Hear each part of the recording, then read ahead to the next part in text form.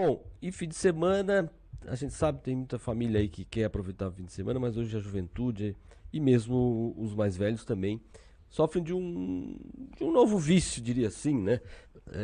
A questão das redes sociais, muita gente grudada em telefone celular, enfim, esse tipo de coisa. Esse tema motivou um escritor a lançar um livro, já é um livro que revela esse lado nocivo das redes sociais. Está conectado com a gente por telefone o Ítalo Fogaça.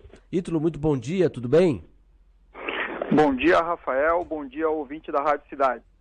Bom, esse livro, ele já foi lançado em outubro de 2021, mas ele, né, segue atual o tema, porque realmente a gente vive um momento em que, diria, né, Ítalo, até que a gente viveu aí em anos passados um vício do tabagismo, muita gente viciada em cigarro, por exemplo.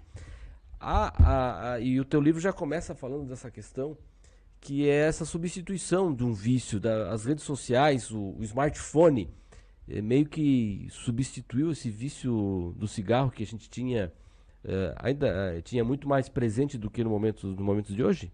Sim, Rafael, é importante ressaltar que o título do meu livro se chama O Vício do Século, né? E ele faz aí no primeiro capítulo um paralelo com o vício no cigarro, né? O vício em cigarro, em tabagismo, que até o século passado era tido como a coisa mais viciante já inventada pela humanidade. E depois disso, aí, com a disseminação da tecnologia e dos smartphones, eles já superaram o cigarro de longe, né? Para teres uma ideia, nós temos hoje aí em torno de 1,1 bilhão de pessoas que fumam, né, no mundo todo, e mais de 4 bilhões de pessoas que têm acesso a um smartphone e à internet. E diante dessa situação, eu posso te dizer aí, e também ao ouvinte, que o smartphone, não só as redes sociais, mas os apps em geral, a tecnologia que está por trás dos smartphones, elas já assumiram o lugar aí do cigarro de longe como a coisa mais viciante já inventada aí pela humanidade. Alguém pode dizer assim, pô, mas o tabagismo ele causava um dano danado para a saúde, causa um dano danado para a saúde. Esse vídeo em redes sociais também causa problemas de saúde diferentes, mas causa, Ítalo? Sim, Rafael, a gente tem aí comprovações e estudos científicos que mostram que os apps, né, a gente está falando aqui não só de redes sociais, né, as redes sociais elas têm um grande papel nessa questão do vício, mas existem outros fatores aí, por exemplo, como os games, né, e enfim, como um todo, as pessoas estão muito dependentes disso daí. E para você ter uma ideia, os aplicativos, eles são desenvolvidos, seja ele de jogos ou até mesmo das redes sociais, para liberar doses de dopamina no cérebro, que é a mesma substância liberada quando se faz uso de drogas químicas, por exemplo, né?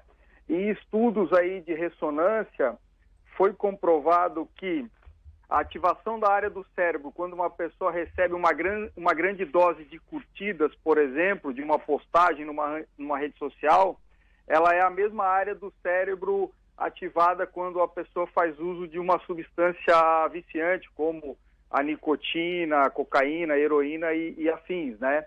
Então, isso não sou eu que estou dizendo, existem estudos que comprovam que realmente esse vício e essa compulsão por likes, por curtidas, por essa exposição excessiva hoje que as pessoas estão se submetendo, ela ativa essas mesmas áreas que são ativadas aí no cérebro pelo uso de substâncias químicas, né? Então, realmente, eles são construídos para viciar, né? Para gerar compulsão.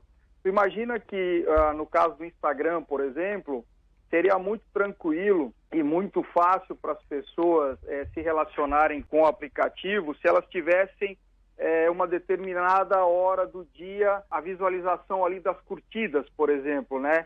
E o Instagram, ele tem no seu algoritmo, de forma proposital, essa distribuição aleatória. Por quê? Porque você fica refém e a todo momento aquilo te leva a checar o teu Instagram, dando o exemplo do Instagram, né? Mas de forma geral as redes sociais são construídas assim.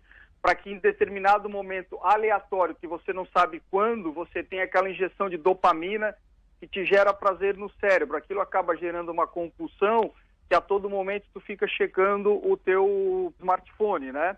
E aí tem um outro dado interessante, que o próprio algoritmo também, ele tem uma mensuração de quando você está dissuadido, você está prestes a sair da plataforma, e aí naquele momento, quando ele entende que tu está prestes a sair do app, ele te lança ali, às vezes, uma pancada de curtidas para te ver quem curtiu, quem não curtiu, interagir e continuar navegando, porque o produto dessas companhias, ele é apenas tão somente a nossa atenção, o tempo de tela que nós despendemos visualizando coisas nessas plataformas, né?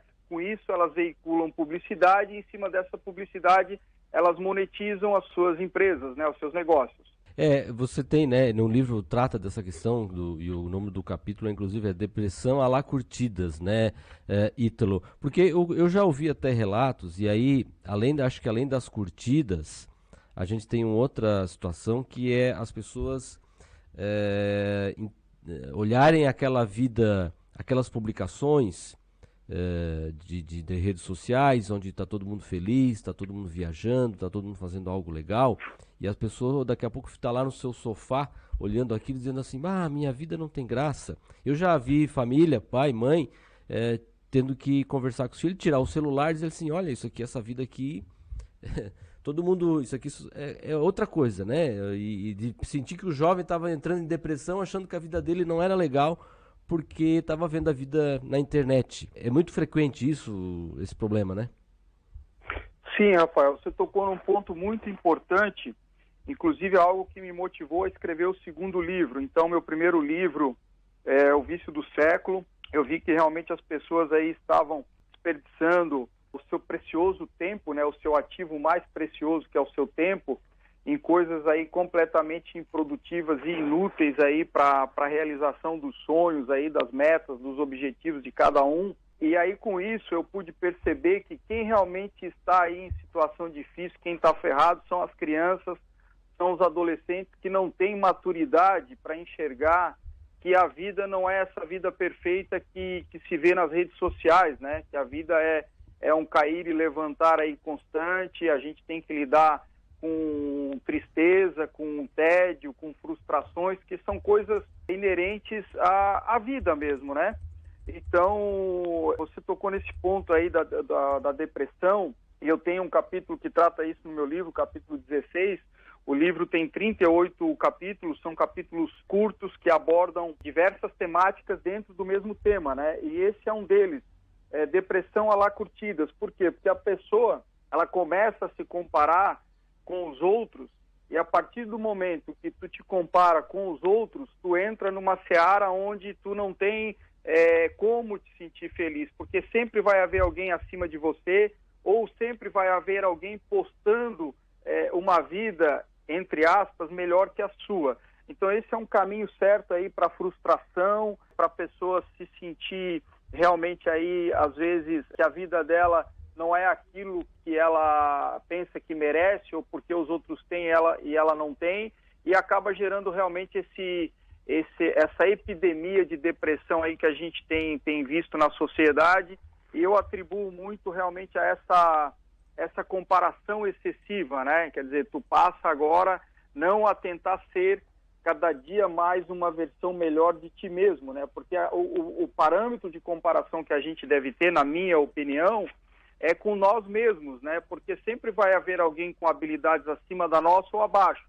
Mas a partir do momento que eu foco nas minhas habilidades, nos meus sonhos e nos meus objetivos, e eu tento ser um pouquinho melhor a cada dia, eu vejo que esse caminho ele se torna mais justo, né? Agora, quando eu começo a me comparar com pessoas que estão ali postando foto em iates, em locais aí, viajando pelo mundo, ou com essa vida perfeita, eu realmente estou ali alimentando nada mais, nada menos do que a minha frustração, né?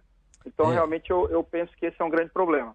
É um grande problema. E aí gera um outro, que também tem um capítulo no livro, que gera um outro, que para essas pessoas talvez possam imaginar assim, se acabassem essas redes sociais todas, a gente está vivendo um momento aí inclusive de de frenesi mundial, né, sobre o Twitter. Pode o Twitter continuar, o Twitter não acabar, por exemplo, é uma das redes sociais. Mas Aham. essa ideia de que se as redes sociais acabassem, né? Nós, por eu, né, Ítalo, a gente cresceu sem redes sociais, né, na nossa Perfeito. adolescência. Então a vida seguia Uhum. normal, né? Como é que seria hoje, hein? Então, esse é um outro capítulo aí que chama para essa reflexão, né? E se as redes sociais acabassem hoje? Então, em cada capítulo do livro, eu coloco aí uma frase, um pensamento aí como abertura aí do capítulo, né? E nesse especificamente, que é o capítulo 28, ele tem uma frase do Antoine de Saint-Exupéry que diz que o essencial é invisível aos olhos e só pode se ver com o coração. Então, essa é uma reflexão que eu trago, porque, veja bem, Rafael, eu nunca tive rede social nenhuma. Inclusive, no livro eu conto o porquê que eu me abstive de entrar nessa seara de redes sociais, porque a gente é do tempo do Orkut, né?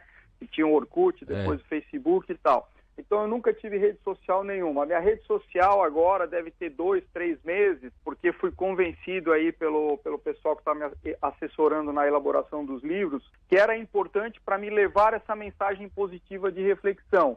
Mas eu te confesso que, para mim, seria super tranquilo, porque eu já vivo uma vida offline, digamos assim, né? Mas eu vejo que muitas pessoas elas têm uma vida, eu acho que a vida online delas ocupa muito mais espaço até do que a vida real, a vida presencial, né? Então essa reflexão é a seguinte: se as redes sociais acabassem hoje, imagine como seria ou voltaria a ser o mundo, né? Porque será que a gente ficaria aí deprimido por perder milhares de amigos no Facebook, no Instagram? Ou a gente teria que interagir com aquelas pessoas que estão próximas de nós, né? Porque às vezes a gente vai num restaurante, vê a família ali reunida, num domingo, por exemplo, no almoço de domingo, ou o pai, a mãe, os filhos passam a semana toda sem se falarem direito, sem se verem direito, e eles estão naquele momento de comunhão, mas está ali cada um no seu smartphone e ninguém conversa com ninguém, ninguém interage. Então, eu trago essa reflexão. Será que seria pior ou será que talvez tivéssemos aí a volta de uma interação humana, um olho no olho, uma conversa presencial de maneira mais preenchedora e acolhedora para o ser humano, né? Realmente, é uma reflexão que é necessária para as pessoas entenderem que não é o fim do mundo, porque daí existe uma vida além do livro. Bom, Ítalo, você disse que está trabalhando num outro livro. Quem quiser encontrar esse que a gente está falando agora, né, sobre o lado nocivo das redes sociais, onde é que encontra, e que é o vício do século, e o próximo, qual é a previsão de lançamento e como é que também vai ser possível encontrá-lo? Então, o meu livro O Vício do Século, aí para quem é da região de Criciúma, ele está aí na Livraria Fátima, então pode procurar o pessoal da Livraria Fátima. Inclusive o livro ele está sendo muito bem vendido aí, porque muitas pessoas às vezes compram e vê que tem realmente uma mensagem transformadora e acabam depois voltando para presentear outras pessoas que consideram aí que precisam também ouvir essa mensagem, porque querendo ou não, né, Rafael, todos nós hoje estamos de alguma forma dependentes da tecnologia, né? O problema é que muitas pessoas hoje passam muito tempo, né? Eu te digo, por exemplo, eu recebi uma carta escrita à mão outro dia de um jovem de 18 anos me agradecendo pela escrita do livro, porque ele passava 6 horas por dia com o smartphone e depois do livro ele está passando só 2, quer dizer, 2 ainda é muito, mas tu imagina o que é um ganho de 4 horas diário na vida de uma pessoa para ela fazer qualquer atividade, estudar qualquer assunto, fazer uma atividade física, enfim, né? Dá para fazer muita coisa útil, né? Então o livro está aí na Fátima, o novo livro que se chama 10 razões para manter seu filho longe das telas, que é um livro que trata do problema do uso da tecnologia em crianças e adolescentes e mostra de maneira bastante enfática e categórica por que um smartphone ou um videogame pode ser o pior presente que o pai dá para uma criança.